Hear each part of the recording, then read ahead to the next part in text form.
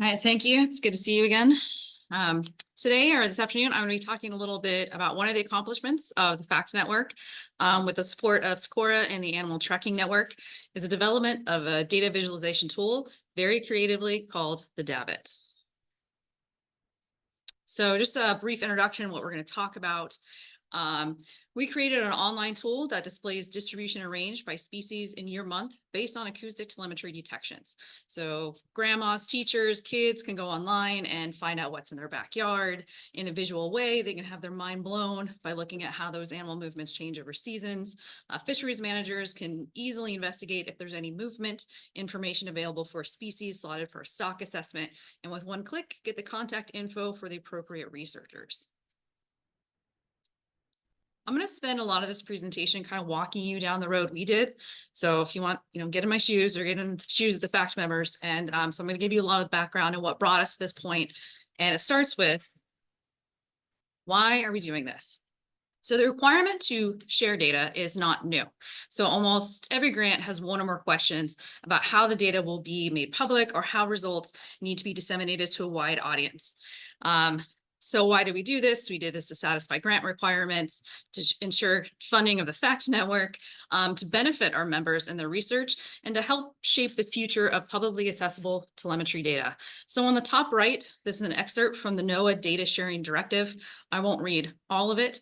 I've highlighted some important parts to it, but it's to ensure that environmental data is made available in a timely fashion that's typically within 2 years.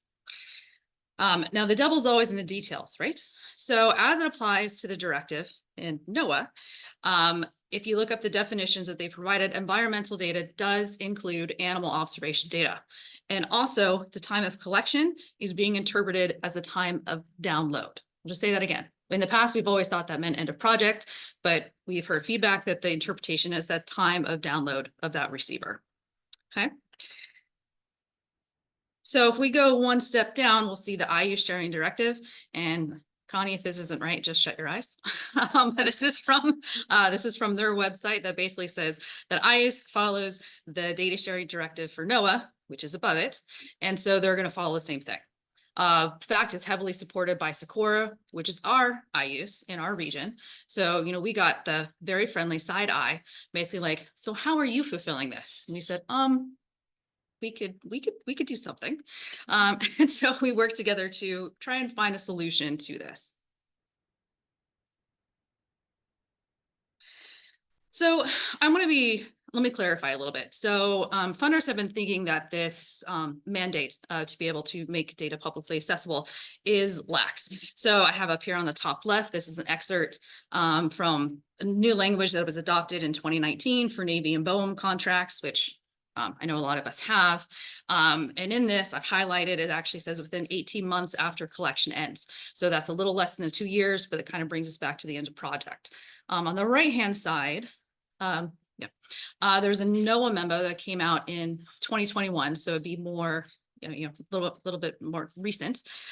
So the fiscal year 2020's PAR rate, which is the publicly accessible research results, compliance rate was 23%. And NOAA said, we don't like that. And we're going to bring it up to match the other federal organizations. So they're listed here. So including Department of Energy has a PAR compliance rate of 74%. USGS has a compliance rate of 80%. And NIH has a compliance rate of 90%. So 23 to 90 is a high jump. What does that mean to us? We can expect to see that there's going to be more enforcement of these data sharing policies. I don't mean that to sound like we're beating you and you have to do these things just to meet funder requirements. There's a whole nother element to this. This slide was actually put together by Beth Bowers, but I think it communicates well that as scientists, I would argue that we have a duty to share this information. And you can read the quotes, but I would paraphrase them by saying that it's important for us to communicate our science, and that science has much more value when it is communicated. Now, there are publicly accessible repositories. We talked about them yesterday for archival processes, Data One, OBIS, but I would argue that they're not very public friendly. I like to think of metaphors in my head. And I think of like, if your 70-year-old retired firefighter neighbor came over to your house and was like, hey, I hear you study bluefish. How those bluefish doing? And you handed him a stack of scientific papers. Have you met the intent of making that information public? Like, yes, you've handed him those papers. Is that 70-year-old retired firefighter going to be able to glean anything from it? Have they learned anything from it? Have you met this intent that we want to get this information to the public? A lot of times they have paid for this. Like, they should be more engaged with the science, more engaged with the information, and that's a role we have to play. So I referred to this as the shiny truck earlier. I think when I showed it, we all like to show our databases. Put it up here again, just to show that the FACT network has amassed an immense amount of animal observation data. So how do we give it away without giving away the location of an individual animal or a piece of equipment, which is considered sensitive, and in a way that's useful for the general public to learn and engage with science, to allow scientists to ask bigger questions. And by capitalizing on the FACT system as the data source to create the metrics, we've accomplished two things. One, the visuals are updated every at least 6 months, according to the data pushes, and allows for faster information to get out there faster than, say, what would you get in publications, which can often come after the project has ended, even years later. And two, researchers can opt in with a yes versus please submit your data sets, which takes a long time, and most people just ignore you when you ask them to do things like that, right? I do want to stop for one moment. I wanted to say this actually earlier today, and although the DAVIT's not dependent on it, there is something unique that FACT members do, and that we share species information. We've done it since the beginning in 2007. So those extracts that Matt was showing earlier, for FACT members, you actually get extra columns, like the array owner would get extra columns, and you get to know what species were detected on your array.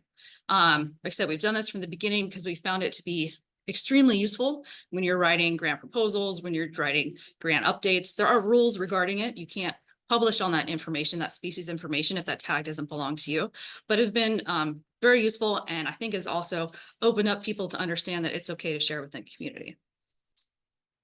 So how are we going to do all that? So first, we're going to take by using highly summarized data outputs. So we take raw data. It's kind of straw man over here. That's usually considered, again, highly sensitive. And we use several methods to group and to summarize. And then those visualizations are put on a map. So the summaries are not highly sensitive, but they are useful, and they transform the data into useful information. So I'm going to take you a little bit on the journey of how we got there. So the stakeholder in mind for this, it was the general public. This tool is made for teachers, managers, funding agencies, lay people. You'll actually find out how some scientists have been using it too, but it is not designed for scientific analysis. It is not designed for publications, things like that. So planning for the DAVIT launch.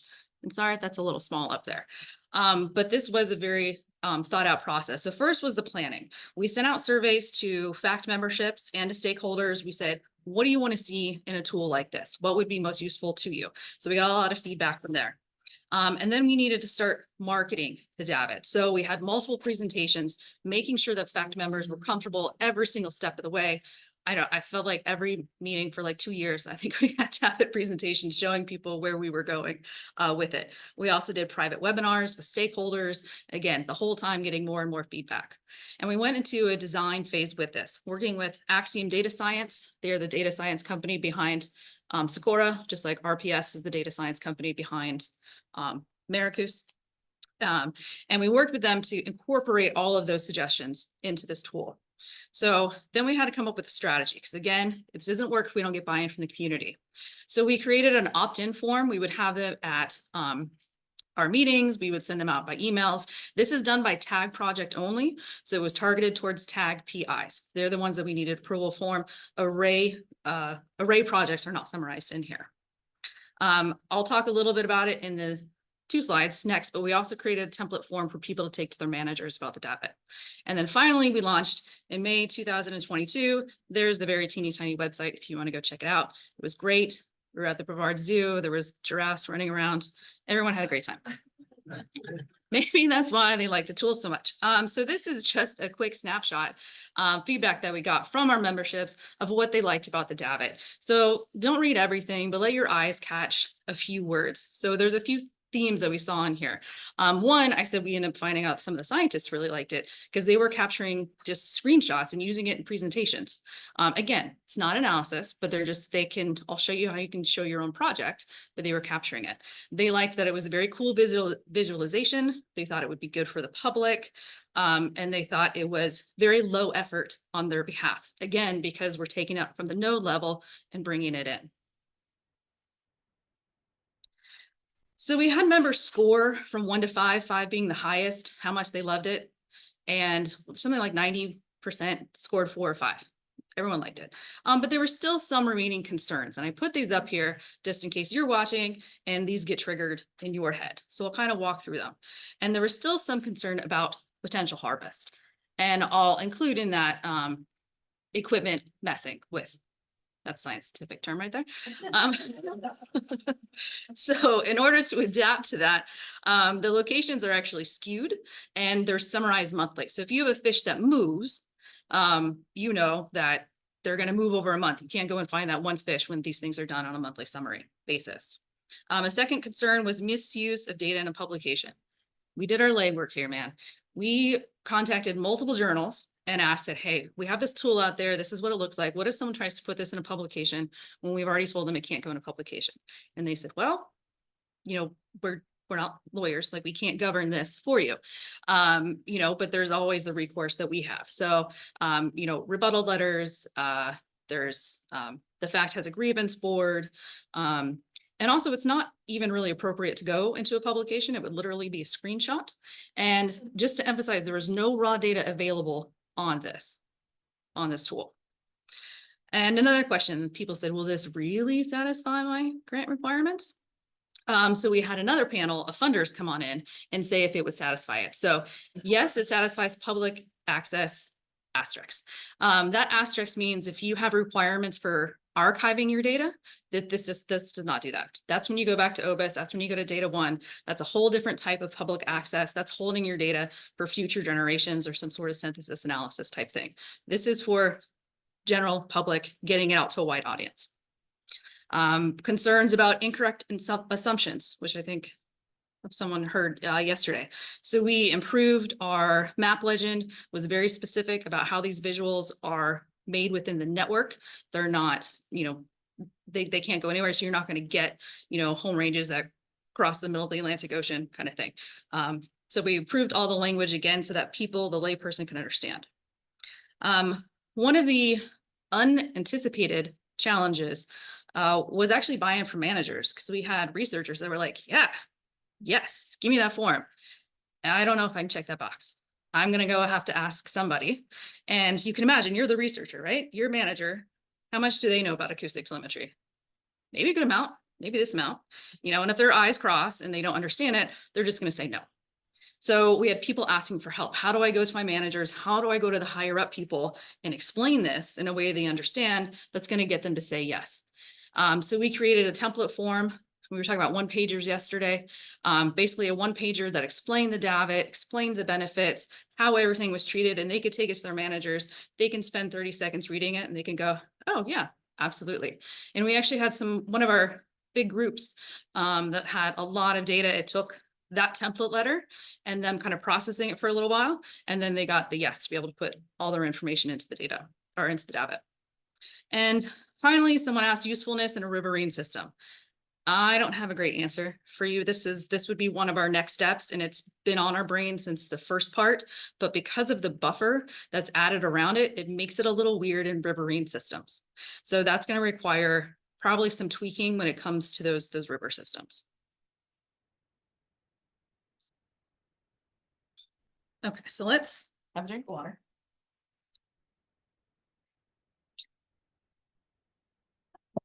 And let's do a little bit of the tech side, and then I have a video for you to watch. So how is range within the network calculated? We're scientists, we like to know these details, and all of this isn't like a very complicated thing. So basically all the detection points, again, by species, by month, are interpolated. And the option first is actually to take B, is to take the concave hull of that for a range. If there is limited data, or to be honest, if the home range looks funky, then we choose option A, which is a convex hull, so a bigger one. So it kind of gives you the examples of either one. So how is distribution within the network calculated? I'm not going to go into how we originally calculated the first one, but we have shifted over because we realized we were doing like a more scientific approach to it, like what we would find in publications. However, when we looked at it, again, trying to think of the general public, the one that has the old on it, that's a little hard for the general public to interpret. So we switched over to using kernel density estimates using average daily locations. We felt this was more user-friendly. People see heat maps all the time, on the news and everything, so that could be more easily understood. So the final steps was adding a buffer, smoothing the polygons, and adding the metadata, species info, citations, project information, and for the contours, distribution levels. So not to deep dive too much, but I mentioned, if you're summarizing on a monthly scale and your fish move, not such a big deal, right? Well, we do have people that study fish that don't move. When we were presenting this to the membership, we picked people that had extremes basically in their projects. And how did this tool still protect their information? So this was actually from one of our researchers, Danielle Morley. She's in the Florida Keys, and she studies a lot on spawning aggregations. So this is what the first one is, kind of what it looks like, and that's zoomed in. This is red hind. If you're not familiar with red hind, they look like a small grouper. They're pretty, but they don't move a whole lot. But the buffer is about 11 kilometers around the spot. So she looked at this and said, you know what, I'm comfortable that no one can go find my spawning aggregation and go fish on it based on this. So we have a little cute graphic here about, fish that doesn't move. So the visuals are coarse, and again, they're summarized by month. So you're not getting those individual locations.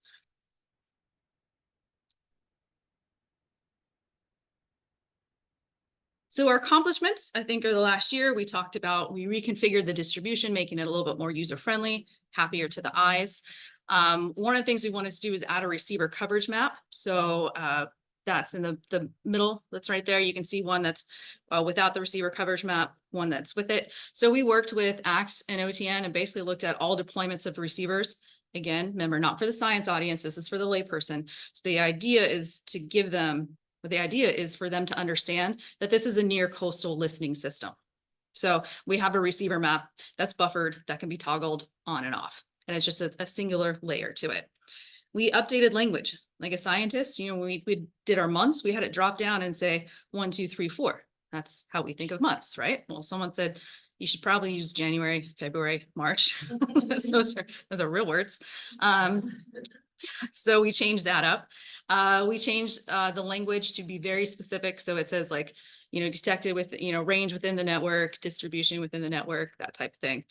We also added additional project pages. I'm going to show you a video how that links. So you can actually click on from the citation, the project page, and learn a little bit more about the project. I'm going to get technical here for a second. So it's a big benefit to be able to take it from the node level and flow it into the DAVIT, right? We get to update it quarterly, low effort, all that kind of stuff. The problem that we ran into is that data are raw. So, and it inherently has false detections in it. And we were talking about that a little bit yesterday. And I'm not going to steal all of Bruce's thunder because he's going to talk about Remora.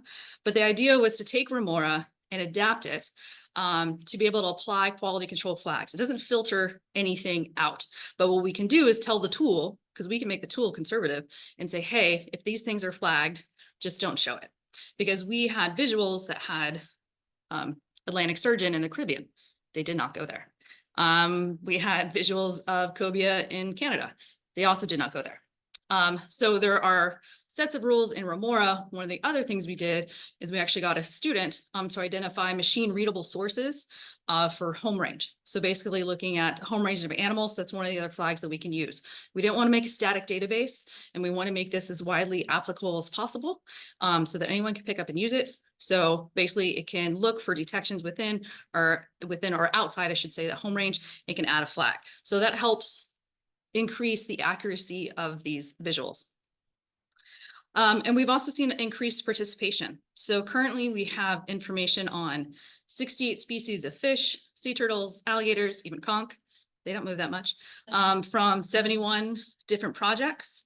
And we did a recent email campaign to basically reach out to those tag owners. And we got 12 new projects that signed on. It's really, we have not seen resistance, as much resistance to it. It's more about people taking the time and reading the email and just saying yes. Yeah.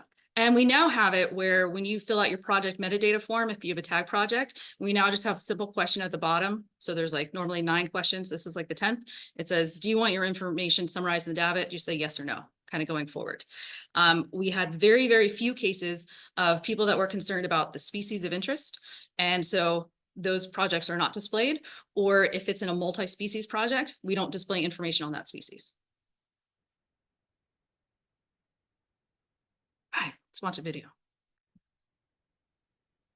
Okay, so this is me. And this is navigating from the FACT website. I'm just going to show you, this is meant to be kind of a GUI interface. You come up to the map. Below the map, there's a series of frequently asked questions that you can drop down and gives you some answers to. So again, this is for the layperson, but it talks about, I just clicked on where's the raw data, help, and it is created and support by the ATN and Scora, but it even talks about what is acoustic telemetry.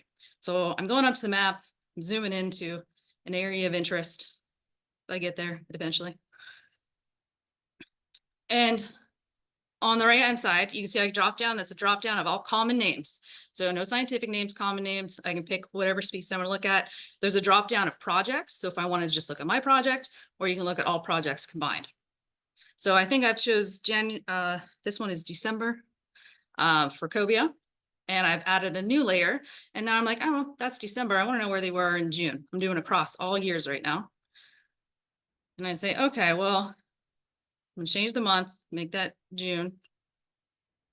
And I don't like the colors, so I'm gonna change the colors. I want it hot for the summer. I want it cold for the winter. And I was like, oh, that's pretty cool. Look at that. You can see that, cobia move up into the bay in the summer. I can toggle between changing it between range. Between the two, I've added a new layer, and I'm like, you know what? I wonder if bull sharks are in this area. So I'm gonna go down to bull sharks, select that, overlay it. Maybe I like the color, maybe I don't. I can change the transparency of it. I can get rid of that layer. And I can now just look at bull sharks and cobia during this time of year. That's where the toggle receiver map on and off comes on. So it'll pop on and off as you want to. And I say, oh, that's really interesting. Now I'm a manager and I'm like, I want to learn a little more about the bull shark project that's being displayed. So this pops up, has all of the names associated with it, with those email addresses. You can just email them. If you click it, you're actually going to end up on a project page right here that gives an abstract for the project. Again, contact information for those researchers. Now I'm going to go back to the map.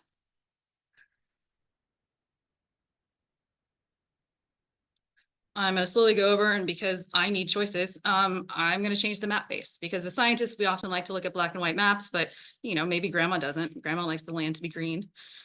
So I can change the map base. So hopefully that gives you a little taste of kind of what it looks like. Okay, so benefits and applications. So what can the tool do for you? So you can discover species or projects and personnel in your area or species of interest. I can actually tell you, I have had someone email me and they're like, hey, I want to tag manta rays, I think. And I said, you should go look at the DAVIT and go click manta rays. Then you'll get all the projects, and you could go reach out to them and talk to them. You can access summaries of movement data, often years before they're published, again, because this is updated quarterly. And you can quickly visualize the temporal and spatial overlap of multiple species. So again, it's made for the layperson to look pretty, but this could be used by stakeholders or your funders, or for you to just get an idea from the visuals.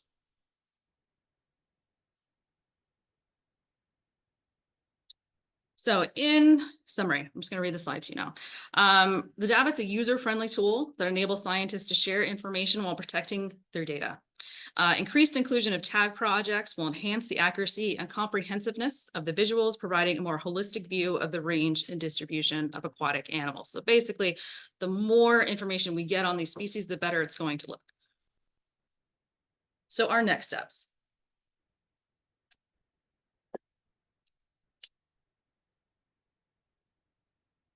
This was grant funded, excuse me, this was grant funded through Socorro. We're in our second version right now. We're planning on a version 3. So in order to finish this version, we're looking at implementing those QA/QC procedures that Bruce is going to be talking about at our next, not this upcoming data push, but I think the following data push. To get a little technical, we're going to be trying to containerize what Bruce is going to talk about within a Jupyter notebook. That's how we process the detection extracts. We want to update the website, pushing the updates that have been made to it. Also, Socorro actually changed their website a few months ago, and I don't know if you ever change websites. I don't, but apparently this happens. Links break. So it's a lot of clicking through it just to make sure that all those links are functioning. So we need to do that. We're looking to refine our home range display. Again, we'd like it to be closer to land, but be able to be clipped out on land. And like I said, fixing links, pushing those updates. So that's part of our this last bit of this grant. So future funding dependent initiatives. We'd really like to push out the FACT-Geo server. That's what populates those project pages. And it would improve the DAVIT as well if we were to be able to get more information into the FACT-Geo server and stand one up on our own.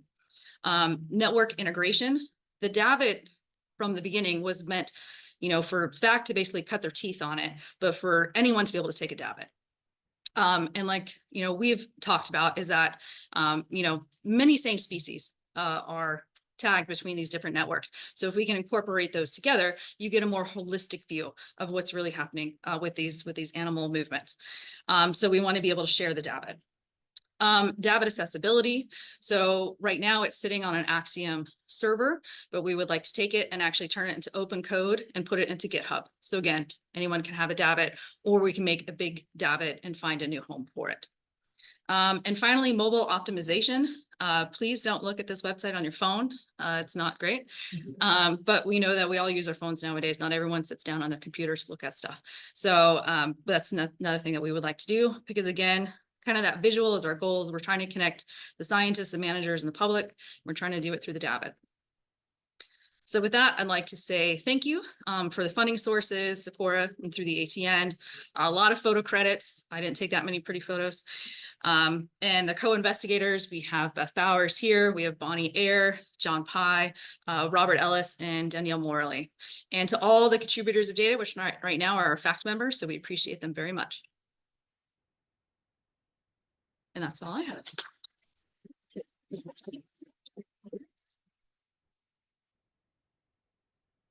So we have plenty of time for questions for Joy.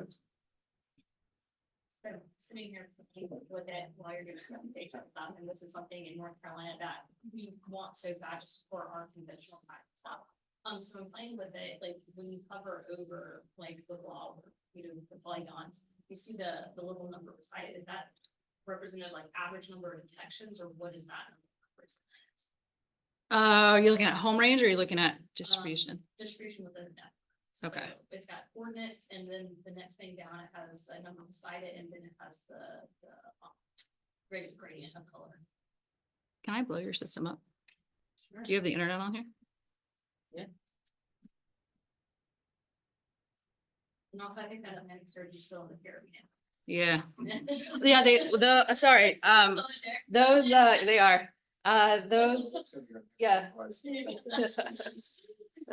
Yeah, those the QA/QC flags will end up being filtered out. Will either be this bush or the next bush. Yeah. I can't lose Pressure Bruce right there. Yeah, and then when you're at it, maybe just drag it to that screen. Okay. All right. Is part of that just because Atlantic Sturgeon is the most common species? What? Oh, why they were in the Caribbean? Just that they're more likely to errors. So that species. VPS arrays. In the Caribbean, there is a tight VPS array. It was part of the UScan network that was in there that we kind of absorbed the data. So what we see is, I know everyone loves VPS arrays, but VPS arrays lead to a lot more false detections. Yeah, probably sampling issue. Okay, I just want to let you know I'm making myself vulnerable here. Which way does it go? That way?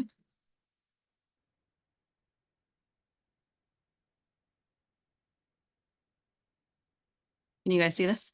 Yep. You can, but we can't. It's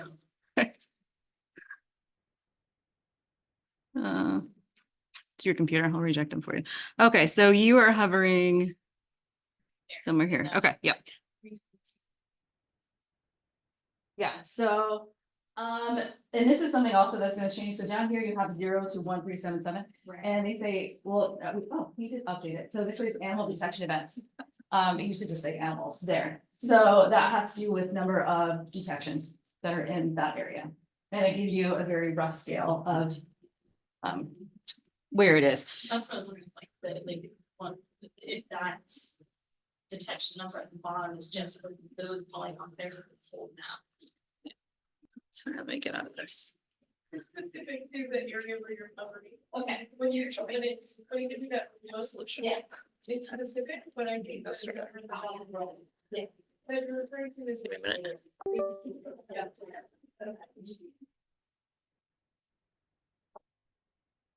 For that later. That's what. Okay. If you have multiple animals. Oh my gosh, it's so much easier. Yeah, so see how it changes? And that's what I was trying to figure out, cause like, you know, it goes up to like 413, but then there's only 1,377 animal detections there, so that's what I was trying to figure out. That must be the, That specific receivers, how that. but. Yeah, and I think the high spot is probably the Indian River Lagoon, or most of these Yeah. were tagged. The next one down. That one is probably the big ones. And I think also, sorry, I should clarify this. So this is the scale, right? Right. This color, this level, see, it actually gives you like a slide right here. Right. So that's about, it relates down there to So where the in color that level would be. area, particularly 1,147 detections. Yeah, is on what it's this- saying on that. Yeah, So so, it's related to the gradient more than anything. Yes. Okay, got it. That makes sense. but again, we're always open for suggestions, so we can change this to make it better. So Joy, the act receivers or the assets are in there, right? Because it's done by tag products, again, not arrays, so this can extend beyond the fact number. Kind of argument. What do you mean? You're using our receiver data. Well, this is all just shared, so we've all agreed that we are going to, match these detections and receivers together. So again, no, like if I had an array and your tags are on there, No. that doesn't go in here. It's only based on tag projects and those tag PIs. And both the organizations have said that those data remain with those tag PIs. Plus, on top of that, skewing where these locations are, no one's gonna find your receivers. Right. I do think there should be outreach to act members because we've already provided with parties. Yeah. I'm glad to be part of it, but I wasn't aware of that. Yeah. I mean, and I was about to say that we need to be part of it because of things like capitalization. It's these shipping distributions. So. Now we have to do the other part, right? Yes. Yeah. Joy, what would it take? If Dave really wants fast. to have this project in that. Yeah, actually, we've had these theoretical conversations because, like I said, our first intent was that anyone could have a DAVIT. But maybe it's really better to actually include our information together, and then it doesn't become the fact DAVIT, it just becomes DAVIT. And maybe it has a different home, maybe I use as the actual landing page for it instead of fact, and that way we could combine our stuff together. The work way to do it is right now, our project flow is from Research Workspace into it. But the fact that we all have the same detection extracts, that's handled. All we would have to do is develop the workflow to pull from Matos, or even easier, if someone, David, you said yes, then Kim would say, David said yes, and then she would provide those detection extracts. It would go through the same process and be displayed here. Few other little kinks, because we want to make sure that your project metadata is in there, that you're properly attributed for it. And if there's a project page for you, that we link it to it, so. So we could migrate. Yeah, so Master's there's, projects over to, what would be basically back. no, so this all happens kind of outside of the database, right? Yes, happens So outside the this database, yeah. is- Act maintains its own integrity, your own system, everything, just bringing it together. And like I said, this is the fact DAVIT, but maybe, if we wanted to bring those together, it just becomes the DAVIT. Right, yeah, and so I put some of the language in presentation that I'm gonna have after the break, and I'll just touch on this briefly again. About sort of sharing locations, so to the detection locations that are on here in this like broad scale receiver map. Like within our user agreement, there, you know, we don't share out those exact like detailed locations, but it does allow for sort of broad scale maps that benefit of the broader networks. You know, the map that we've all been showing that shows ACFACT and NTN, you know, that level of information, as long as it's not too detailed. And so that's sort of the extent to which information is shared here through detection. So it's right. So yeah, so you know, for us, you know, we've had some initial meetings about what it would take, and the key thing, which Joy mentioned, is that we don't, like the detection extracts for a tag project that I showed yesterday. We don't share that level of, or in the receiver ones, we don't share the species level information in our network, and so it's not in our detection extracts for the receiver deployments. And so that creates a challenge. It's in theirs. It's possible for OTN to put it in ours, but we don't currently do that.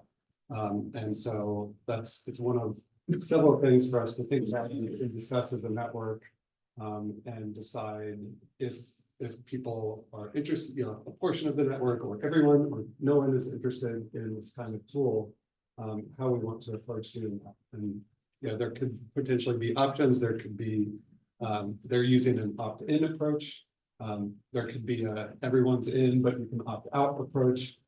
There's a variety of different ways we could discuss implementing that. And so so after the break, you know, I'll be talking about that just a little bit more, though we're mostly trying to address that now.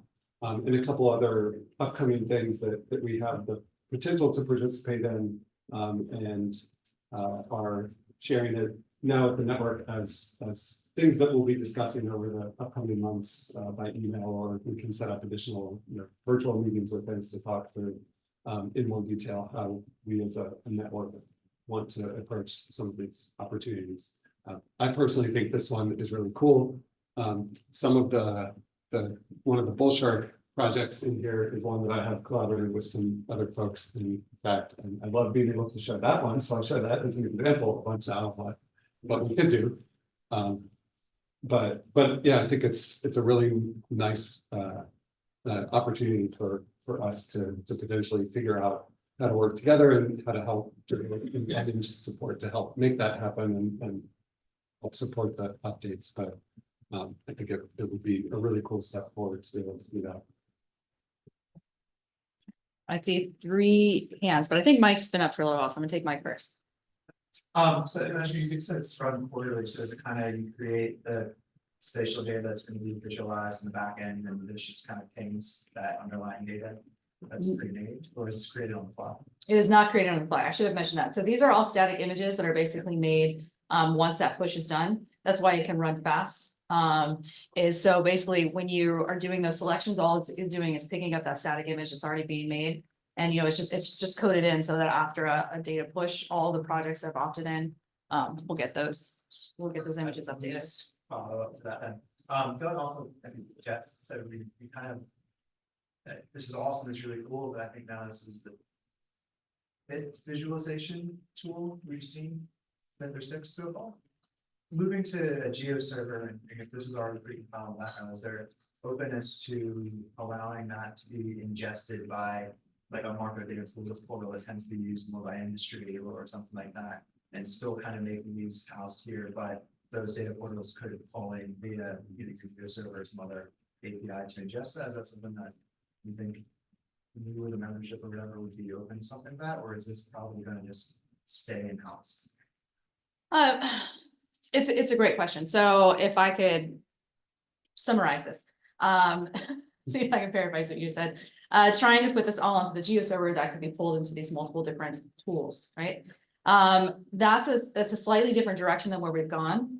I know you said this is like the 5th visualization you've seen. And this one is specifically geared for public. We've seen scientists pick it up, but again, this is for teachers and managers. That's why it sits where it sits, kind of idea. But it doesn't it doesn't mean that the theory behind it can't be picked up in a more sophisticated analytical tool. That's somewhere where we could go in the future of it. But the goal and the reason why this was funded was to make it for grandma. So that's where it sits versus grandma might stumble upon Sephora. They may not venture too far into like GeoServer land. I was just thinking of GeoServer as a means for other visualization or data tools to ingest the data into that. If it's sitting there with the GeoServer Snappy, you can pull just the spatial polygons out. You won't have necessarily the sliders and all those sort of things, but the underlying spatial data, overlay with AIS data and other things at various aggregation levels could be neat in terms of trying to aggregate the aggregation. I think it's a really interesting idea and something we can investigate once we start trying to get this open coded, like into GitHub, then we can revisit how things are getting pulled and if there's other uses or better ways to do it. Yeah. Okay, Beth. People online, want to know if we're willing to share how much it costs to create this tool. I suppose it's public knowledge, because they're federal grants. So I think to get us to this point, if we fulfill the things that I said that we were going to do to end this cycle, then a total of about $80,000 have gone into it.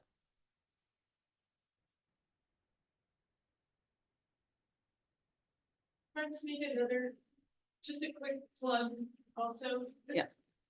It's really useful for students who are developing projects. So this has been a place where if we had a new student come into the lab, we were able to say, what do you think you want to study? And we would come up with something based on an observation that they had made through other field work.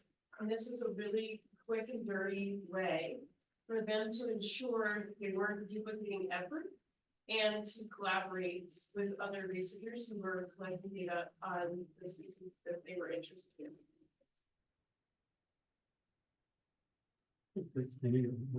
Sorry, I just had to put that slide on there for her product. That's why I just made it project specific. So techniques, I'm just curious for like future additions of this or where this is headed, if this is kind of where it's at, or one of the things that we're always interested in, and I hear from anglers all the time, they want to see movement data and stuff. Is there any plans for making this where it's animating or time lapse, similar to how Cornell has done with their bird migration maps? I would love to. How much money do you have? That as the state government entity, it's driving me crazy because we don't have the funding or the people to be able to do stuff like this, but this is what the public wants to see so bad. Yeah. So I'm excited just seeing it to this level, but of course Cornell worked with NASA and I'm like, oh, let's do that, but state doesn't do that funding, so. Yeah, I think that's somewhere like if we get the space, we get the positive feedback that we're looking for, and we get the, the feedback that says, I'd really like to see this thing move on its own. And then that's easier to go to someone and get funding and say, okay, we have this product, they like it, but this would be the next step that would make it excellent. Because even I've noticed with some of our products that we've tried to push, like even grandma has an issue with like pulling out the year and adding a layer and that type of stuff. So having that time lapse, where they can just like, oh, this is So just building on the last comment about anglers wanting this, we get that all the time, and I gently remind them, I was like, okay, this data was collected a year ago in the past. If you're out in any fishing forum, you know where the fish are well before you're ever going to see this. So I think part of it is also just kind of setting the expectation. This is not real time, this is not tracking sharks with satellites, and so. It's interesting how, like, when you sit down, like, everybody wants that, but when you sit down and talk them through, it's like, so it's, you create a monster by building these things sometimes. Yeah. Which is good, but. I wish. You wish that. And I guess too, we're in North Carolina is unique because you're kind of that cutoff zone for a lot of species, and so we're getting a lot of questions about their movement and stuff, and so that's really why we're getting hammered with a lot of these questions that are we seeing what's happening. What's very informative is for fishing, like, hey, last year was a really bad fall for us. Why was it? Oh, Because they didn't come this way, or they were through here a month earlier than that. Yeah. So it's retrospective, right? Yeah. That's what it's phenomenal, it excels at, right?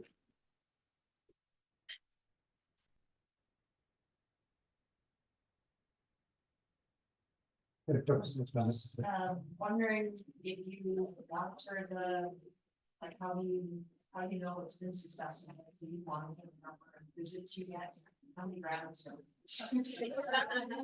Of course you asked me that question. Yeah, so there are web metrics and I wanted to have them for here. So we put into the request to Axiom. We did not get our web metrics back.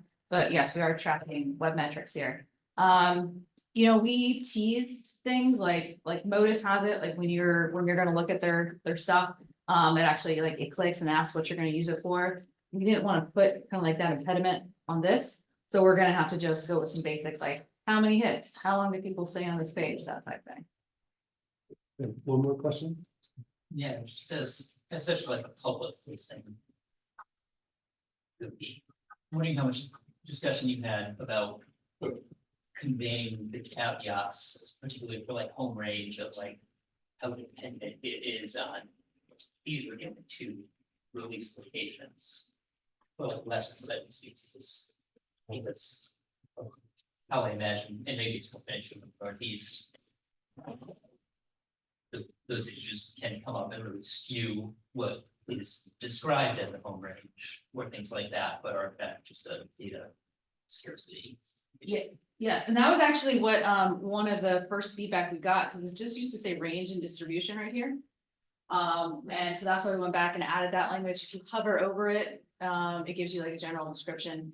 And then down here, we added it, how are these things calculated? It talks about it being in the network. And that's also why we added this layer that can toggle on and off. Right. that So one, it's like, okay, so you're bound to this. you'll never see it outside of that. Yeah. Right. But if you have other suggestions on how we can better convey that or like more like emphasize it even more, you know, let us know. Yeah, great, but thanks so much, Joy. It's really great presentation.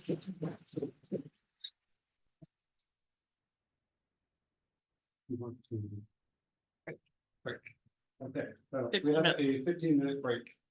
Come back at 3 o'clock.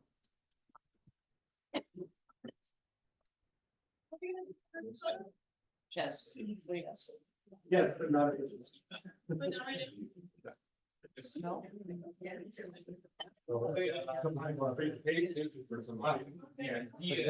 bring it.